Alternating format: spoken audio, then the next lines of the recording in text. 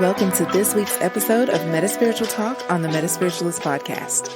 I'm your host, Marla, and through today's journey, we have the pleasure of sitting with Tia Thierry, affectionately known as the Oracle Coach and the Spiritual Jukebox.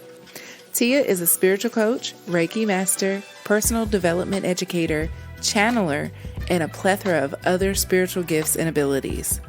Tia is also a published author who has recently released their book titled The Authentic Self, Bridging the Gap Between Selves, which has a workbook companion along with Transform Me Moon. I'm so excited to share this episode with you, so sit back and take a listen. This episode is sponsored by New Media Film Festival. Introducing their newest category, Faith and Family. This category highlights stories that are faith-based and or family-friendly. To learn more about this category and more, visit www.newmediafilmfestival.com. The MetaSpiritualist is guided by the creator of the universe through prayer, meditation, and sound healing. Tia, thank you so much for being on the MetaSpiritualist. How are you today? I'm doing good. I'm doing really, really good. Feeling great. Feeling amazing and divine. Yes. So to kick it off, tell us a little bit about yourself, where you're from, and what brought you to this conjunction of your spiritual journey? Well, I am an astrologist. I'm a psychic. I am the Oracle Coach because I'm a coach and I use Oracle divination to coach my clients. Mm-hmm. And I'm from Minnesota. I've lived here almost my whole life. I lived in Illinois for a while, but I've been here for majority of my life. Mm-hmm. Wow. And you asked what kicked off my journey? Yeah. I've been to Vegas and I've been to New York. I haven't been many places. I've been to Wisconsin and Illinois, like I said, Michigan, Atlanta. Mm-hmm. Okay. And the last question was, what brought you here to this conjunction in your spiritual journey? And then we'll go into the other questions.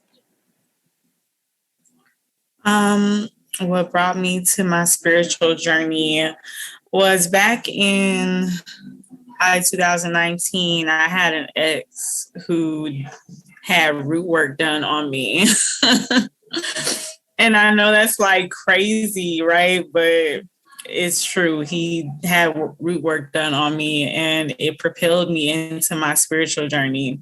Like all types of things started maneuvering and shifting in my life, and it led me to spirituality. I was actually a Christian and I was following this lady. She was a prophetess. Mm-hmm. And I was like really into her. And I remember my spiritual mother was like, something about her that just doesn't seem right. And my spiritual mother was a prophetess too. So she was picking up on the energy. Mm-hmm. And I didn't pick up on it, but it ended up coming out that she was a witch. Wow. Wow. That's interesting, actually. Right? Like it was so crazy.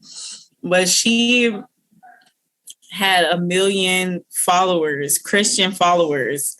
Mm-hmm. And when you look at the time frame, it was like a 2-month time period between when she was a witch and when she started being a prophetess.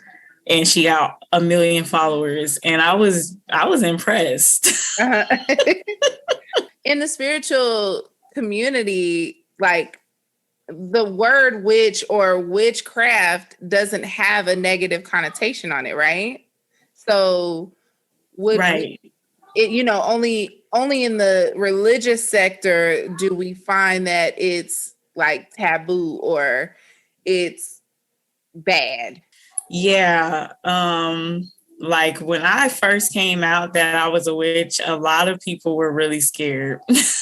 Really? Every time I would say it, people would be so nervous. They would be like, okay, well, don't hex me. Like the first thing they think of is somebody hexing them or doing something evil to them. And I'm like, I'm a healer. I am a Reiki master. I am a spiritualist. I am a guide. And I'm here to help, not to hurt. I'm an alchemist. I'm a magician. Right. So you mentioned Christianity. What was your upbringing like? Like, how did you navigate spirituality or religion as you were growing up? Growing up, I grew up as a Christian Baptist or Baptist Christian, however you say it. My mom raised me that way. She was always in her Bible. She was always praying. We went to church. And that's how I grew up. So at 16, I went into my own journey of learning the Bible and praying and how to do prayer. And I realized, my mom wasn't very religious. She was very spiritual. She just, was a Christian. And I was the same way. And so at 19, I got saved.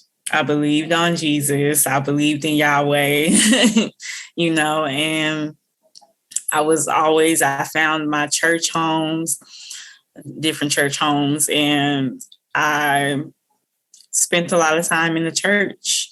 I was a prophetess. I would make posts and I would say, I'm going to pray for you. And if God gives me a message for you, I'm going to give it to you. So I would do the same work that I'm doing now as a tarot reader and a psychic, but I was a prophetess. And I was very spiritual and not religious. I even remember I had a blog and I wrote a blog called I'm Not Religious because I never went by the church's rules. The church did not like me for real because I was very considered rebellious. And so that's kind of like my upbringing. Like I watched my mom, do her own thing and follow spirit. And I follow spirit as well. And I follow spirit right to this lady who happened to be a prophetess and a witch. Like it just was so, to me, it was a setup by spirit for me to run into this lady and me to fall under her wing the way that I did. And I actually appreciate her. I don't have, at first I felt betrayed because what? Yeah. And I actually learned a lot. I started tapping into witchcraft and spirituality and different things. And I learned about Reiki was one of the first things that I learned about. And I realized that in my spiritual journey as a Christian, I had been doing Reiki the whole time. I had been doing energy work with prayer, and I just didn't know what I was doing. And you were laying your hands on people to heal them, right? Oh my gosh, yes. So I remember one time I was praying for my friend and I was speaking in other tongues, which now I realize I still speak in other tongues, and we call it light language in spirituality. But in the Christian community, you call it speaking in other tongues. And I was speaking in other tongues and I was laying my hands on her stomach, and she had like a hemorrhaging in her stomach. And I remember her just like falling, and she was heavier than me. And I caught her. Wow. It was like angels were behind me, helping me to lay her down gently so she didn't just fall. And like she told me that she could feel movement and shifting in her body. I felt heat in my hands as I like would lay my hands on certain parts of my body to heal pain and things like that. Mm-hmm. So I've always had like Reiki behind me or energy work behind me, my own energetic healing processes. We have a lot of similarities. Like as you're telling your story, I'm like, dang, that sounds a lot like me. Wow. I was saved at 19 too, and became a Bible thumper, and pushed some folks away, and it was an interesting time period because that you're entering into your young adulthood, and you're really learning about who you are as an individual. And I think that when you said that you were saved at 19, it took me back to that time period. So what was that like for you? Like, how did you navigate friendships and relationships when you decided to really fully throw yourself into the church? A lot of people got cut off for me too. Like, I don't regret it because those people weren't good. When I look at spirituality and the church and compare them, I always think the Bible is just basic instructions before leaving earth is what it's supposed to mean, right? I really feel like it's basic stuff that you should be doing anyway, for the most part. Not everything. I mean, obviously the Bible says not to do witchcraft and things like that. But there are some things that you can take with you that can really help you and assist you in your spiritual journey. I feel like if it wasn't for that part of my journey, I wouldn't have recognized so many things like about speech and how I talk, life and death being the power of our own tongue. Like, that's really important because when I remember, I don't know if I'm getting off task, but I remember it's okay. In 2019, I was always broke. Always broke, and like I would have pennies and dimes to my name. And I was homeless, and I just remember I always used to be like, I'm broke, I ain't got no money, and all this other stuff. I would use that language. And one day, I don't know what happened, what changed, what brought about this change, but I just thought, I don't want to be broke anymore. And life and death is in the power of my tongue. So I'm going to stop saying that, even when I'm broke. So I started saying I'm low on funds, and I started being low on funds. But then I was like, I don't want to be low on funds either. Right. So I started saying I'm in between blessings, and that changed my life. Wow. I remember I started saying I'm financially free, and I have been financially free ever since. Like, it's almost like I spend money and then it comes right back to me. So it's like I never even spent that money. And that was learned through my journey as a Christian. A lot of things that I got from Christianity, including cutting off people and shifting those relationships that I was in, was necessary. Those people needed to go because even in my spiritual journey, those people weren't good for me. So I learned a lot from my about spirituality from my walk as a Christian, and I have no regrets. Yeah. So tell us a little bit about the turning point, your first awakening that you'd experienced on your spiritual journey. So you came to know Christ at 19. From that time frame up until you actually awakened into spirituality, what was that transition period like?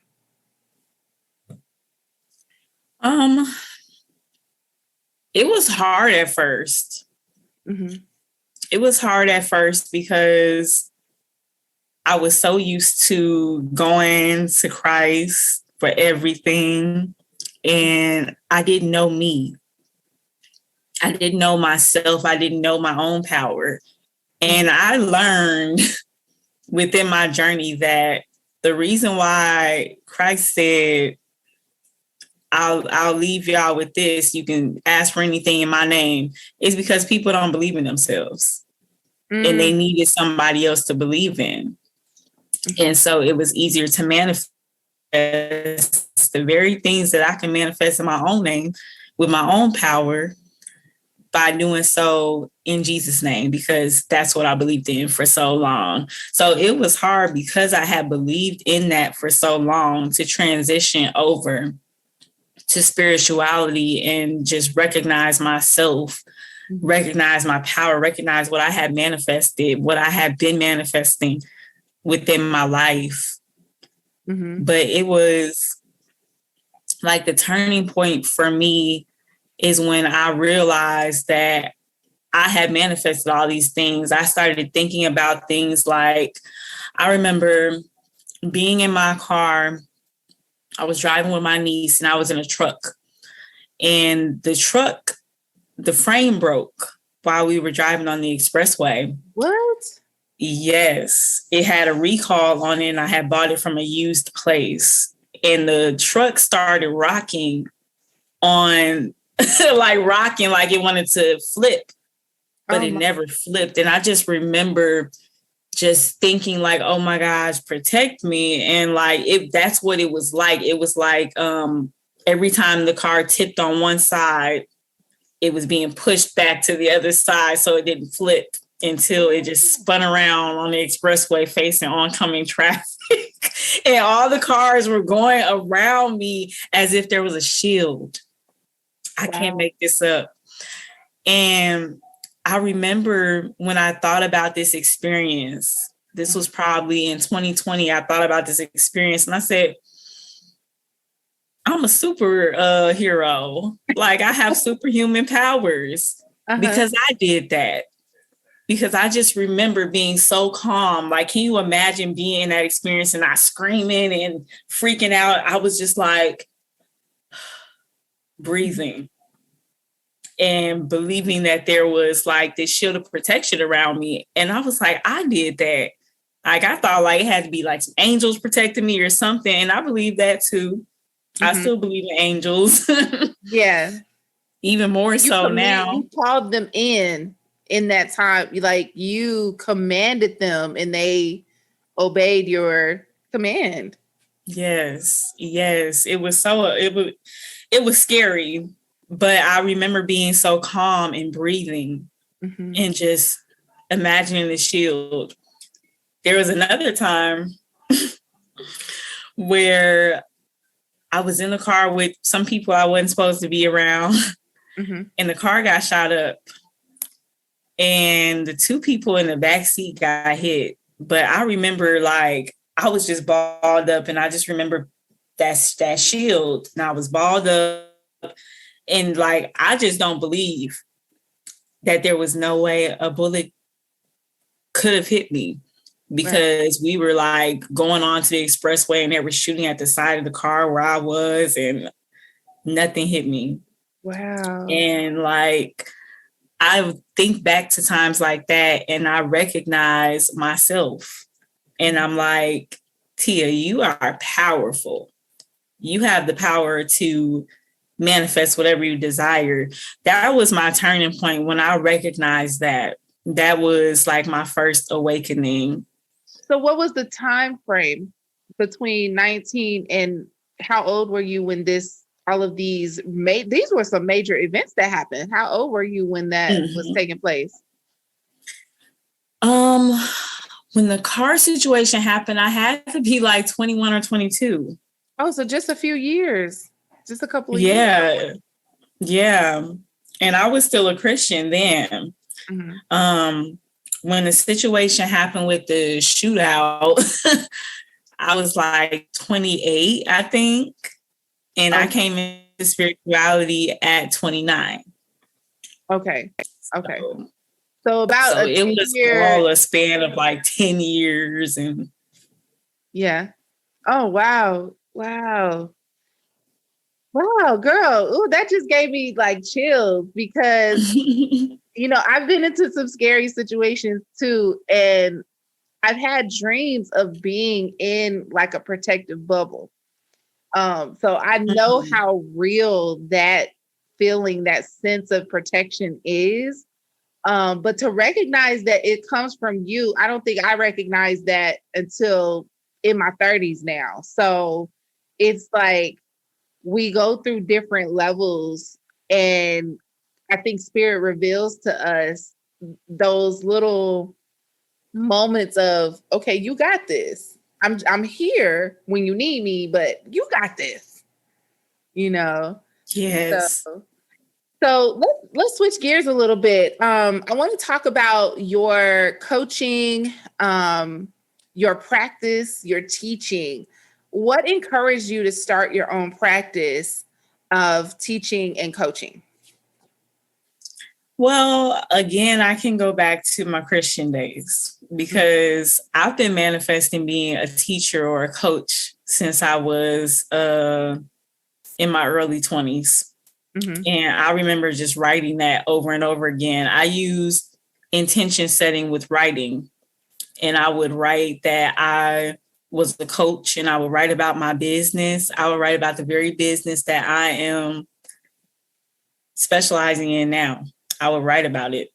And I was setting intentions. This is why I say that I didn't realize or recognize back then that I was creating my world even for now. And I've always been told, like, you should be a teacher, because like the elders in the church used to tell me, like, you're so wise, like Jeremiah, and you learn so quick. And I do. So when I came into spirituality, I started learning quick about shadow work and inner child healing, subconscious reprogramming. I started learning all those things very quickly, and I wanted to share it with people.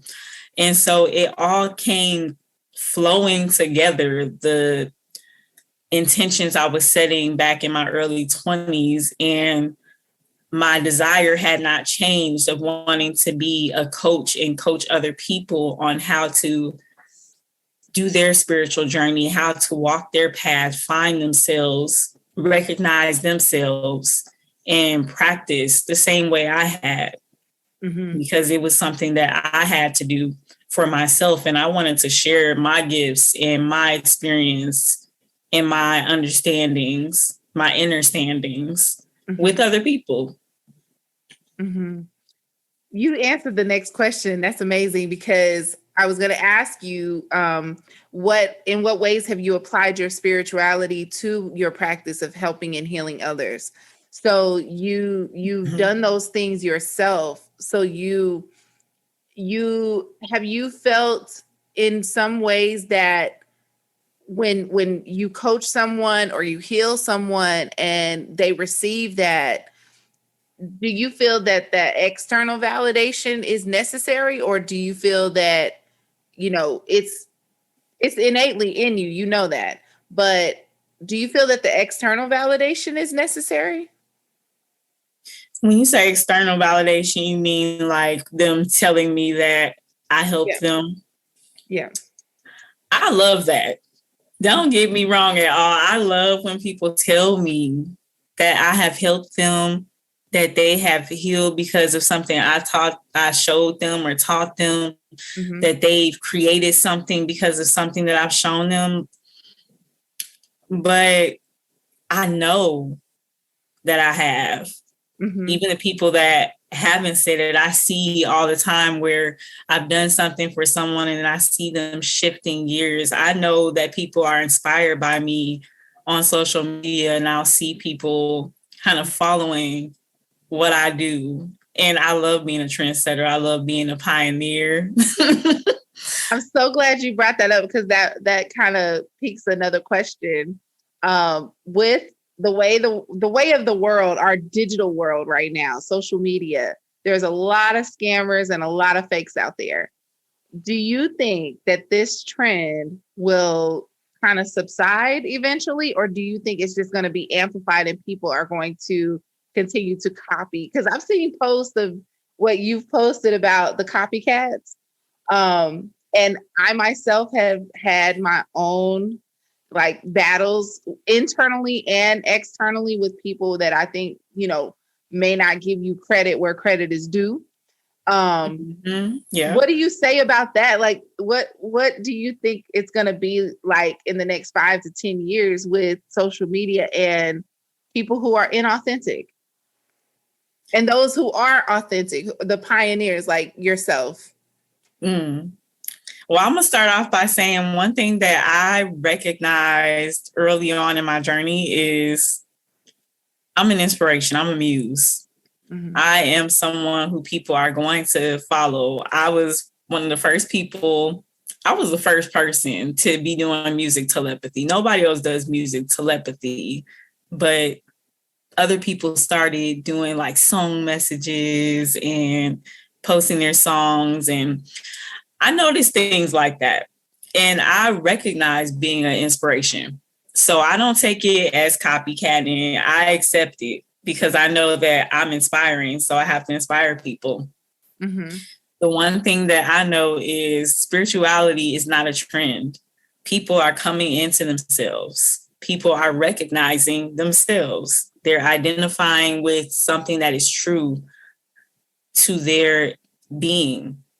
And I really appreciate seeing that. I love seeing it. I love seeing people come into this journey and start finding themselves. I think that is beautiful. I actually think that it's really weird for people to be upset that people are coming into spirituality and calling it, it's a trend. And y'all just use it as a trend and everybody's doing tarot. Good. Do tarot. Pick up on use your gifts. Find your gifts. Tarot helps to give a picture to what it is that you already probably have within you. You can't just pick up cards and just read them unless you have a gift to read them. Right. Unless you have a gift to be a psychic and have that ability. So I don't feel like that. People getting into crystals. Oh, now everybody like crystals. Good. That's how I see it. Good. Everybody like crystals now. Oh, now everybody into astrology. Good. We need to know our natal charts. As an astrologist, I find it very important to understand your natal chart beyond the sun sign. Yeah. Now everybody knows their moon and rising. Yes, good. That is good. Yeah. Listen, this year, I started learning more about astrology last year. My journey started with supreme mathematics in my early 20s. So the supreme mathematics introduced me to numerology, and I loved numerology for a while. And then I kind of put it to the side. And then last year, when I actually had my natal chart read, I was like, man, this is dope. And so this year I've really taken the time to study it and the different aspects of what's happening in the sky and where my placements are. I'm like, dang, that's why I feel like that. Damn, Yeah. Or dang, I feel like, oh, yes. Okay, thank you. Thank you, Jupiter. Okay. So, but, it's interesting you say you don't like that people call it a trend. So, but what about those who, they may come into it and then they find themselves kind of scared at some point and then they fall back and go back into religion. What do you say about those individuals? Because those individuals would be the ones to be like, I used to be a witch. I practiced witchcraft. And then now, it was wrong. And I'm back to the lights. I'm back with Jesus and stuff like that. What do you say about that? You know what? Fear is real. And we find that in spirituality, right? Like we are finding our fears of our shadow. We're looking at our shadow and we're like, what is that? What is this? What is that? We waking up with scratches and marks and we're like, is a demon attacking me? Or we scared of demons? And it's so many people like that in the spiritual community still. People that may even have not been religious. They're afraid of demons. They're afraid of the devil, Satan, Lucifer. They call him Beyonce a Satanist, and because she's dressed as Hathor, and they think that it's Baphomet. We have so much fear in our generation and in the people that I kind of look at that as those people made a choice. They decided that Christianity was safer for them. And good.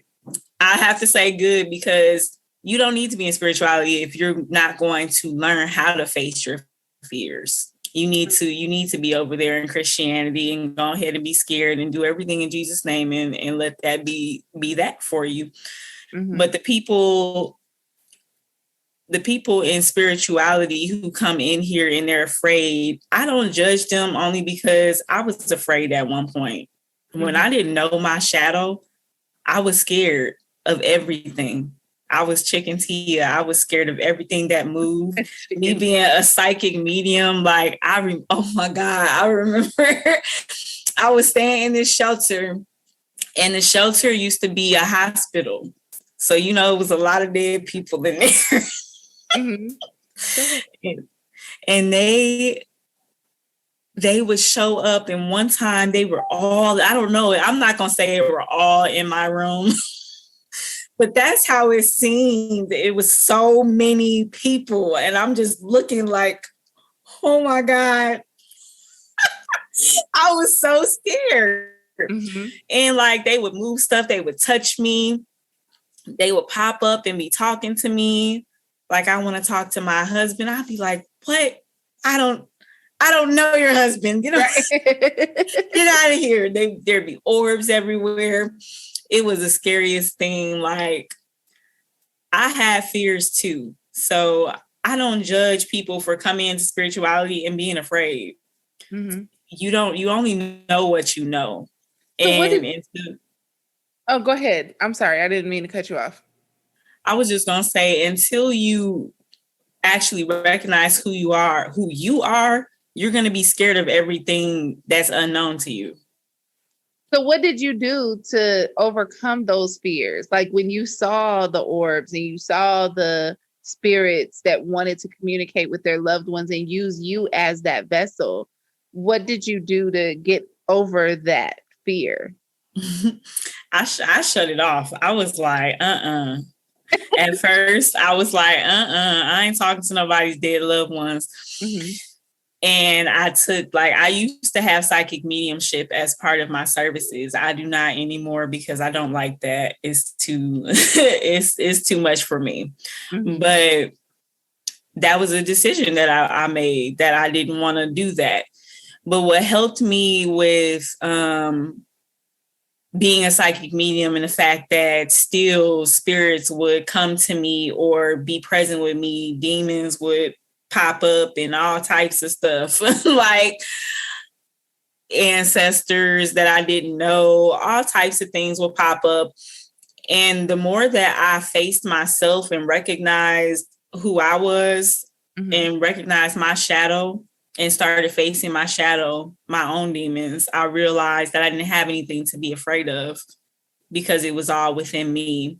And that's something that I've talked about on my page. I've talked about the fact that those demons are yours. They're not outside of yourself. They're not just on a mission to ruin you and destroy you. It's just that you don't know yourself. So you are afraid of you.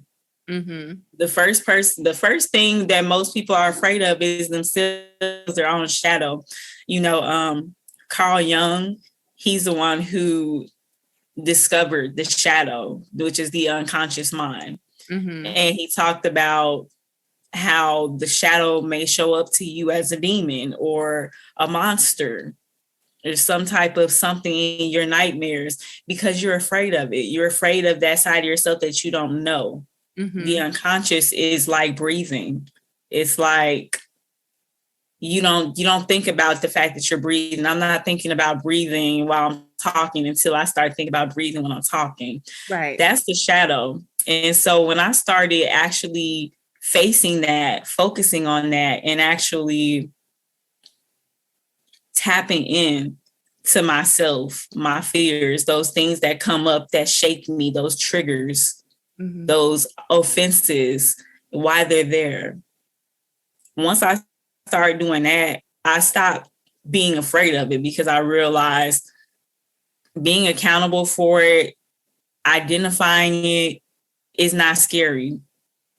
It makes it easier for you to be able to overcome those challenges and find yourself. That's why I'm able to say that I'm a real alchemist, a real magician, because I've started transmuting those things that come up in the shadow for my benefit, to help me to be greater, help me to step out of my comfort zone, step out of my fears, step beyond them. And I haven't had an encounter with a demon since. Like, I used to have encounters with demons and demonic entities all the time. Like, I was fighting myself. They were mine the whole time. And I haven't had an encounter where I'm being scratched up, bruised up at night, or things like that since. Wow. I used to have that happen all the time, especially as a Christian.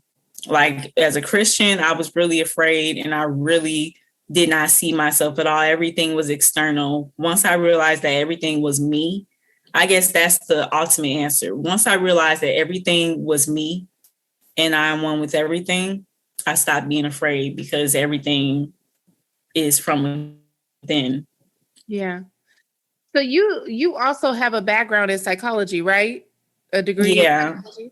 So how have you incorporated the academia portion of your journey with spirituality? Yeah, so like, I follow a lot of the work of Carl Jung and Sigmund Freud, and people don't like that either. Because people don't like Sigmund Freud, or they don't like his nephew, who came up with marketing strategies, because they feel like it was manipulative and things like that. But I think it all teaches you how to maneuver, knowing how those portions of the brain work. You can understand how to maneuver in spirituality. I feel like mental health and spiritual health need to be integrated and bridged together, not separate. A lot of people are like, oh, those mental illnesses are not real. They're very much real. They're very much real. And the thing is, they have a spiritual side too, just like everything. There's spiritual, mental, emotional, and physical.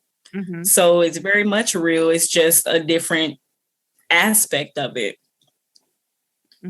So that's how I kind of do things in my own journey, is I integrate the mental health with the spiritual, with the physical, with the emotional, so that I'm able to bridge them together in how I can help myself better, how I can help the next person better. That's how I recognize the shadow and how to do shadow work. The shadow, it being the unconscious mind. I talk about that in the Authentic Self, Bridging the Gap Between Selves book.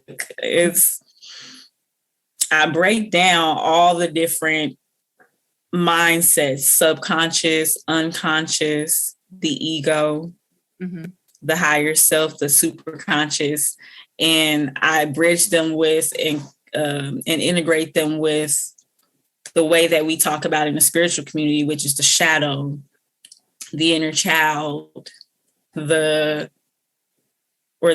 ego, as people call it, but that's the conscious mind. That is our conscious awareness, the higher self, which is the superconscious. And bridging those things together have helped a lot in my practice to coach other people, being able to sit with people and help them to uncover those hidden aspects of the shadow and bring it to the forefront. When you start talking about those things that are hidden in the shadow, in the unconscious mind, you become conscious to it. It's just like breathing and meditation. Just like I said, unconsciously we breathe. We breathe when we're talking. We breathe as we go throughout the day. We're always breathing. We're just not thinking about it. But once we start thinking about it, in meditations, we start to be able to control our world.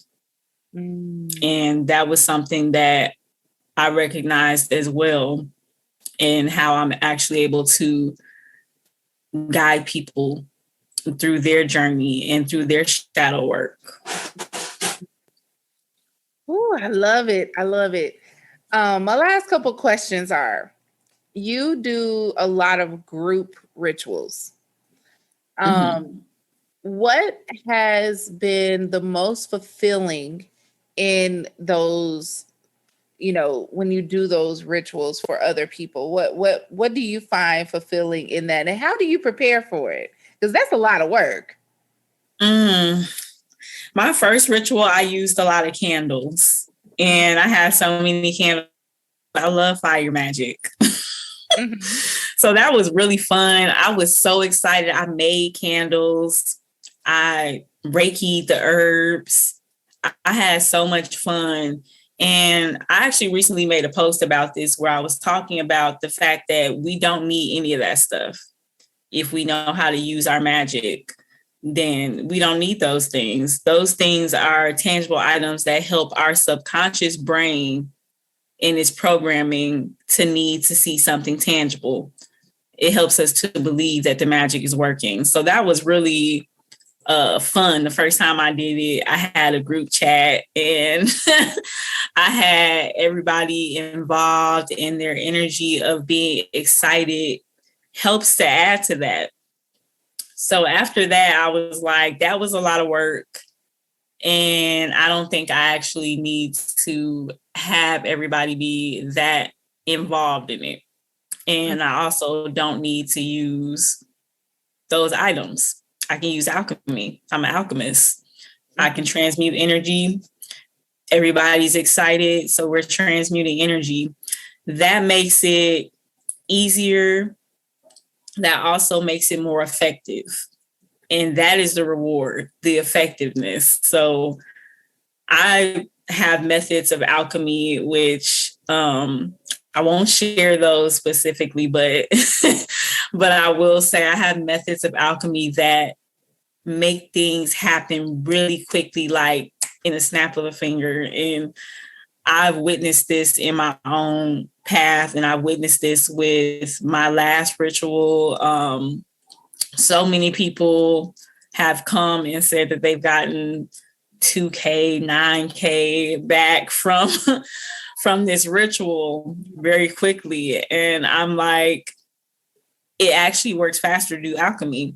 So the reward was hearing that it's working quickly for people. I love seeing people happy and excited that they're manifesting. I want people to have what I have. I want them to have the experience I'm having of being able to alchemize my life, transmute energy, take energy that I don't like and make it into something that I do like. And I wanted to do that for other people. And I was really happy to do that. And I was really excited. I just did one last night. I was working so hard that I ended up in the astral realms doing work on that ritual. I was working all night in the astral realm. Yeah. I talk about this a lot, that the people that you have in your circle and in your energy can affect your financial prosperity. I've had people around me and my money was all dried up. Like, I remember talking to this boy and him being around, he was helping me with stuff, but he was doing like a bare minimum. And I was just like really turned off from that. But then I noticed my money was dried up too. And I just was like, I don't know, let me ask Spirit. And Spirit was like, Tower, you gotta go. And I was like, yeah, I think that we ain't supposed to talk no more. Tell me why. The very next day after I did that, I started getting booked up the up the, you know what, it was so many people. And I was just like, that is crazy. And then I started getting deposits. This has happened frequently throughout my life, like where I cut people off and then all these abundant things and resources are applied to my life and provisions.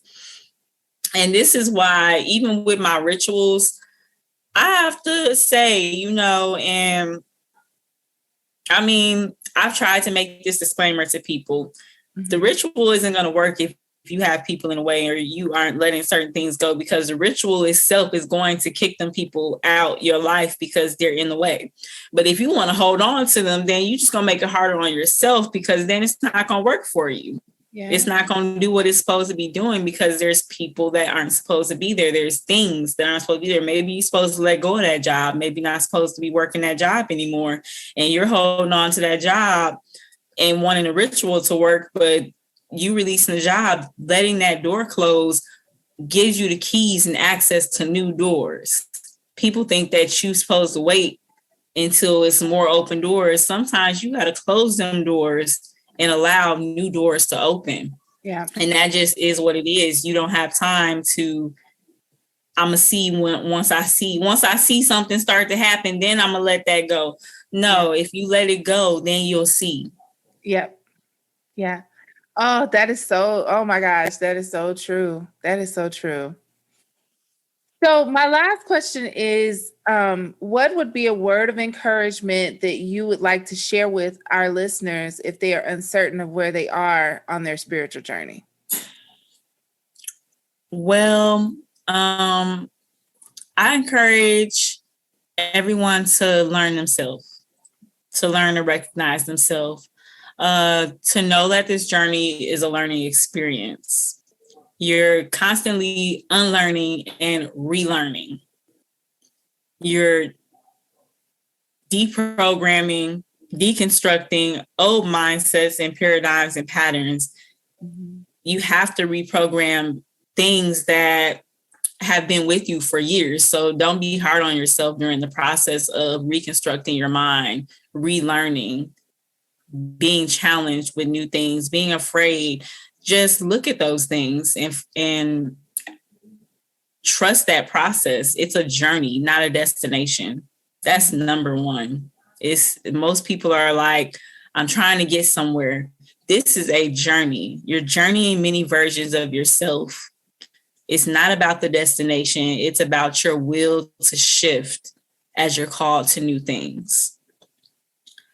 I also recommend getting a mentor, someone that you can trust to guide you in this journey, answer questions for you, advise you in areas that you don't understand, someone who can hold space for you and you can feel safe with.